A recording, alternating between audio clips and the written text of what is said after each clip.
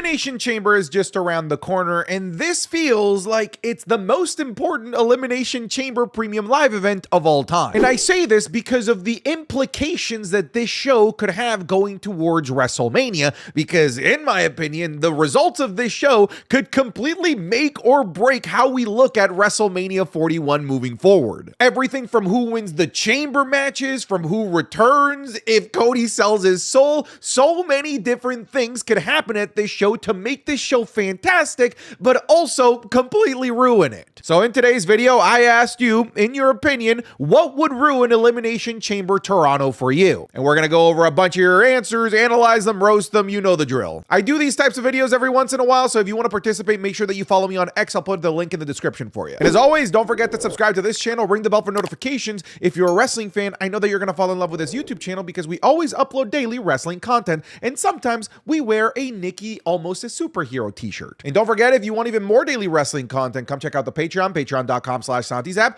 Over there, you're going to get so much more extra content that you're never going to get here on YouTube. So go check it out. Link in the description, link in the pinned comment for you. All right, folks, let's jump into it. If my seats are completely obstructed by the cage, this is entirely fair and a very legitimate concern, by the way, if you're going to be there in person for Elimination Chamber Toronto. If my view was obstructed and I couldn't see the show, my experience would be ruined regardless of how good the booking was as well. That's why I was really particular as to where I sat for this show. In case you didn't know, I am going to be there. I try to make sure that I wasn't diagonal from the ring because that would mean I would be obstructed by the actual pods. I try to make sure I wasn't too high up because that would mean that I would be obstructed by the ceiling. I feel like I found the perfect seats for you guys. And I say for you guys because I'm also going to be vlogging the entire experience, so you guys are going to see what I got to see. If the Rock segment doesn't move the needle, I can't do another ominous mystery segment, especially at a premium live event. Move the story, please. I hope that they learned their lesson from SmackDown. I hope they come with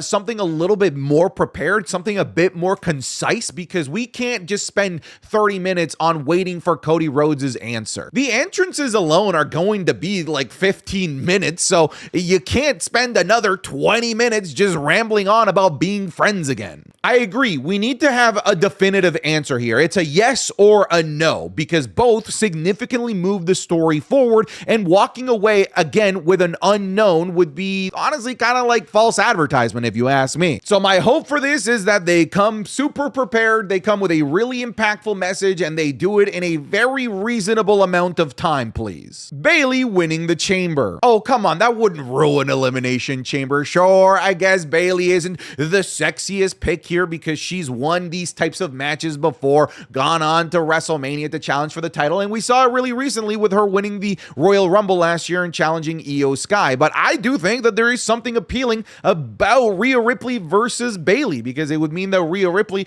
would go triple back-to-back Manias going up against different versions of the Four Horsewomen, which I think is pretty cool. I think Bayley gets too much hate, man. I think that she's truly, genuinely a legend and just so good at this. I feel like a lot of people just got tired of Bayley because of the lackluster championship reign that she had after winning the championship at WrestleMania 40, but honestly, that wasn't her fault. It was just Triple H not booking the women's division particularly well. It's one of like the biggest gripes that people have with Triple H's booking today. Sami Zayn winning. I feel like that would be really boring and completely ruin Kevin Owens' momentum, especially if he's going into WrestleMania to feud with Randy Orton. If we want Kevin to continue looking dangerous, he needs to win and he needs to destroy Sami. I actually agree with this statement. I don't know that it would ruin Elimination Chamber for me to have Sami Zayn win, but I feel like at the very minimum, we need Kevin Owens to come out looking incredibly strong and incredibly dangerous. Let's not forget about the fact that this man has been losing every single feud since Bash in Berlin, and by every single feud, I mean every single match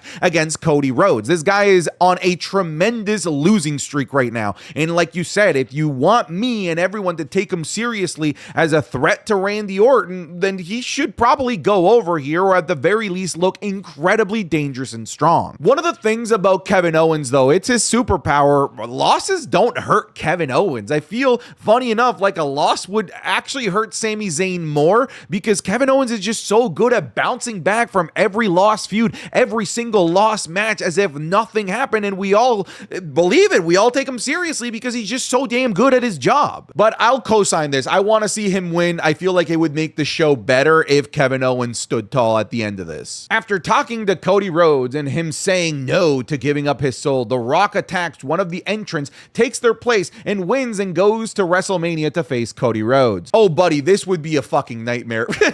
I really think that the entire crowd would turn on this and would just despise it. I guess the question is, whose spot does he take? When I look at the competitors, it would be somebody like a Damian Priest. That's probably the spot that's the most up for grabs if I'm The Rock, right? I don't see this happening at all, mostly because we had The Rock saying that this feud with Cody Rhodes never actually has to even get physical, that they don't ever have to have a match. So The Rock already basically gave himself an out to never have a match against Cody Rhodes. And I just don't think that he would have said that if the plan was to have a match with Cody Rhodes a month and a half after what he said. But this would be a complete stinker. This would absolutely leave a bad taste in everyone's mouth if this were to happen. Especially when you look at some of the other possible matchups that we would be getting robbed of, like Cody Rhodes, CM Punk, Cody Rhodes versus John Cena, and of course everyone's favorite, Cody Rhodes versus Logan Paul, am I right? If Drew McIntyre has an underwhelming performance in the chamber, seriously, this guy has all of the tools to be the biggest bad guy in the entire company,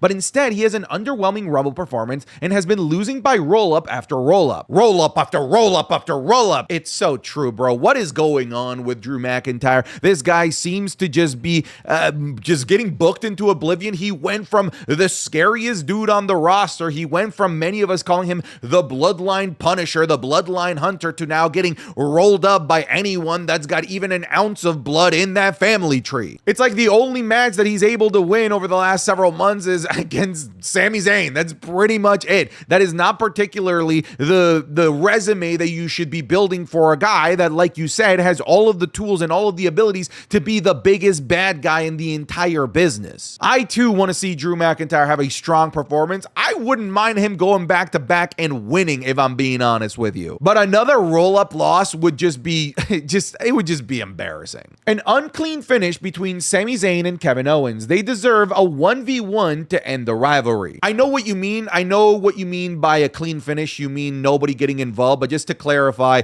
this is an unsanctioned match, so anything goes. So technically, whatever finish that we get here is going to be dirty because there's going to be a lot of violence and a lot of weapons and a lot of underhanded tactics. But here's the thing, I agree with you. I've been saying this as much. I don't want to see Karrion Kross, definitely not Karrion Kross, getting involved with this to further his feud with Sami Zayn. And believe it or not, I don't want to see Randy Orton get involved. I want to see Randy Orton return, but if Randy Orton returns, I want it to be post-match, a post-match beatdown, a post-match RKO, a post-match punt to Kevin Owens' head. I don't want to see Randy help Sami Zayn win. Logan winning the chamber. You knew this one was going to be on there. In fact, not only was it on here once, but it was on here literally hundreds of times. This was the most submitted response out of all of them. Pretty much anything to do with Logan Paul was the most popular thing to submit, whether it's Logan Paul winning the chamber, Logan Paul pinning this person, Logan Paul pinning that person, Logan Paul screwing over this person. Pretty much anything that results in something positive for Logan Paul is considered ruining Elimination Chamber for many of you. Here's the thing, because Jey Uso already picked Gunther, Logan Paul winning would ruin the Elimination Chamber in my opinion. Had he not already picked Gunther, Logan winning the Elimination Chamber would absolutely be a viable option because I'd be down to see the really serious Gunther versus the dumbass Logan Paul. That would have been a great matchup going into WrestleMania. I say dumbass, but like he's clearly not. He's a fucking genius at this point. Oh yeah, here we go. Santi's glazing Logan Paul. But yeah, now that Gunther is off the table, I just don't see a world where he wins. I feel like we can breathe easy about him winning. I don't think that we can breathe easy about the other things. I don't think that we can breathe easy about him setting up a match with John Cena or Punk or any of your other favorites that are in this match. That is very much a danger, folks. Tiffany taking the pin due to a Charlotte distraction. I wouldn't mind Tiffany losing the match, but when we are trying to build her up to be a very reliable and credible competitor to beat Charlotte at Mania,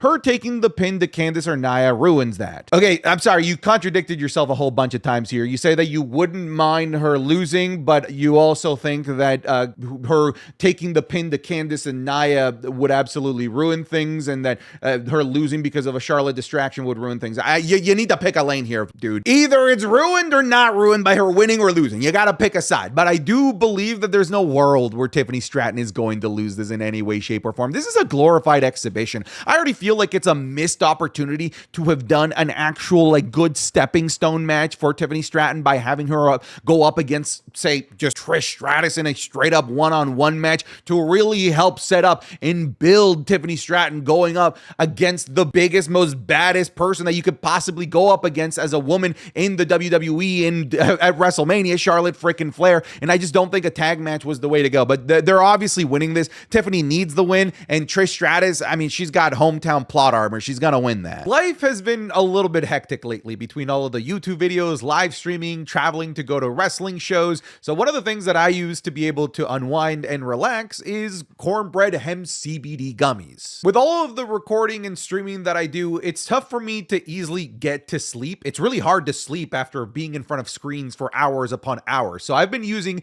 CBD for years to help me get to sleep after long work days in front of all of these screens. Better sleep means I can get right back to work with full energy the next day while keeping up with things like my workouts or my social life. Sleep is important, folks. Get some. Cornbread hemp CBD gummies are made to help you feel better, whether it's for stress relief, discomfort, or just needing a little bit of relaxation. Like I said, for me, my biggest use is to be able to actually get to sleep because I'm always so tense after working for long hours. So that relaxation bit to help me get to sleep, that to me is so invaluable. And all products are third-party lab tested and USDA organic to ensure safety and purity. I feel like I needed to mention that part because you're going to be eating these things. Right now, Santi's app viewers can save 30% off their first order just by heading over to cornbreadhemp.com/Santi and using code Santi at checkout. Again, that's cornbreadhemp.com/Santi and use code Santi. I'll put the link in the description or you can see it right there on screen. Thank you again to Cornbread Hemp for sponsoring this video. Now let's get you back to wrestling. Bianca winning and setting up Bianca versus Rhea within a month's build.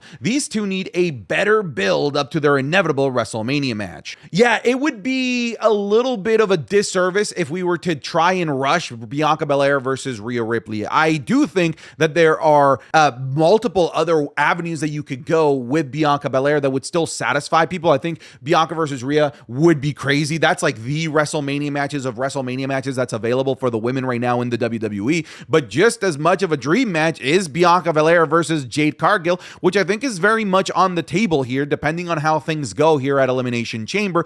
I wouldn't be mad if Bianca won because, like I said, I want Bianca versus Rhea. I'm just saying that there is another great path for Bianca to go that opens up Rhea Ripley and somebody else to also have a great program going into WrestleMania. I'm also with you. I'd like to see Rhea versus Bianca be something a little bit more fleshed out and built up as opposed to just, we got a month to do this. Hulk Hogan, fair enough, especially in Canada, because I guess in the States he can hide behind the, I'm an American, I got the flag. That won't work there, brother.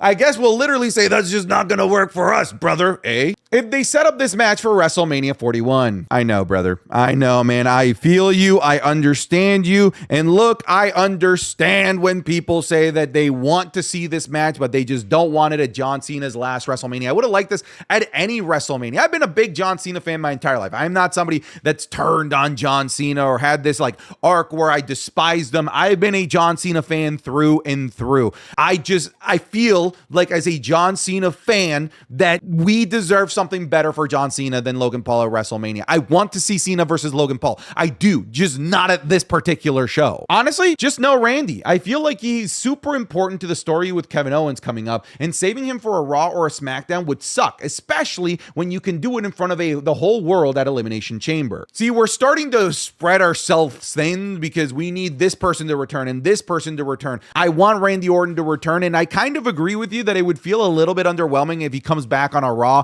or a SmackDown, but you got to remember that they're going to be doing Raw and SmackDown in Europe. The crowd's going to be insane, so they might be wanting to save big moments and returns like Randy Orton in front of the European crowd. But this is a big moment for Canadian wrestling fans. It's Sami Zayn versus Kevin Owens, and I feel like a great way to bookend one of the biggest matches in Canadian history should be by adding one of the biggest names in the industry in a post-match angle in Randy Orton. I would love that. Liv winning the Chamber, meaning that she'd run it back with Rhea. Here's the thing, I don't mind the idea of Liv winning the Elimination Chamber so long as there is something more fleshed out than just running Rhea versus Liv Morgan again. We have Io Sky waiting in the wings, and if the idea of Liv winning is to set up Io versus Rhea versus Liv, then I'm on board for that. But now it just sort of feels a little bit more difficult to foresee a world world where Liv Morgan wins this, considering she just won the women's tag titles, and I would assume that she's going to have a women's tag titles program going into WrestleMania. I mean, you never know. But Liv Morgan has demonstrated that she has great chemistry with Io Sky, which is why if we were to add Io Sky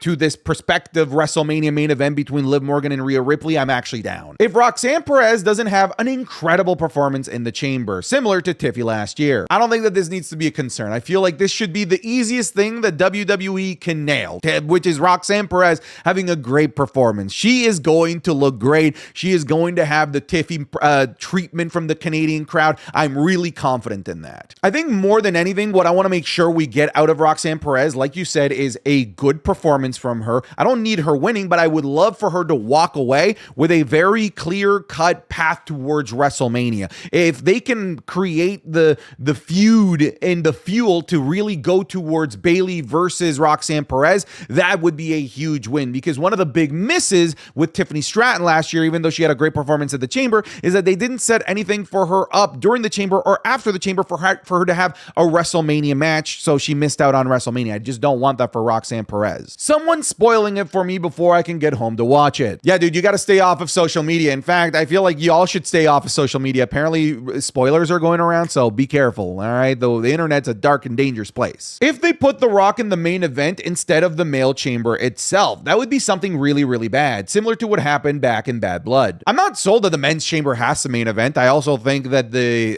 Unsanctioned match has the juice and the legs and the crowd and the venue and the location in order to be able to main event. But The Rock segment with Cody Rhodes to determine whether or not Cody sells his soul, unless it is the most groundbreaking fucking plot twist imaginable, this should not main event. And I say should not because there's a good chance that it does, because The Rock just tends to main event. I feel like the one saving grace is that he didn't main event SmackDown when he came back, so maybe that tells us that he doesn't necessarily have to be in every single main event. But if they put this in the main event over a match and it doesn't significantly, fundamentally paradigm shift wrestling and the road to WrestleMania 41, I don't want it near the main event. If the Unsanctioned match ends in a no contest due to a ref stoppage due to it becoming too violent, like Rollins versus The Fiend at Hell in a Cell, for example. See, I want to say that this just is not going to happen, but you literally gave the example that makes this a possibility. The fact that Rollins versus The Fiend ended in a no contest because it got too violent in a Hell in a Cell is something that we will forever hold against the WWE. I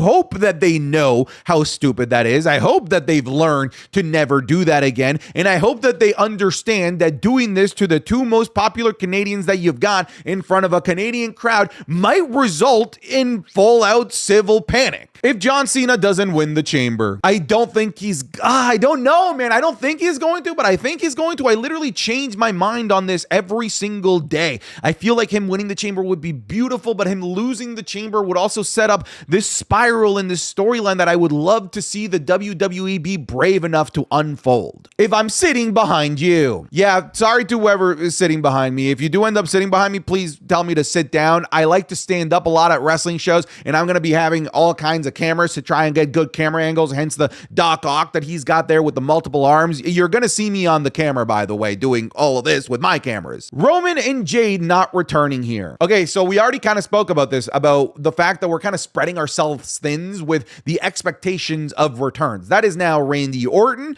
that is now Jade Cargill, and now Roman Reigns. All three, by the way, that make a tremendous amount of sense to come back at Elimination Chamber, but I don't know. I just don't see WWE doing all three at Elimination Chamber. If they do, holy shit, that would be groundbreaking, but I just don't see it. So I feel with at least one of these, you need to temper expectations and expect for it to not happen here. And I actually kind of think that Roman is the guy to not show up here. All right, folks, thank you so much for watching this video. If you see me at Elimination Chamber, don't be shy. Come on up, say hi, let's take a photo, be part of the vlog, whatever it might be. I'll see you guys maybe in Toronto, but if anything, I'll just see you in the next video. Take care. Goodbye. Get out of here.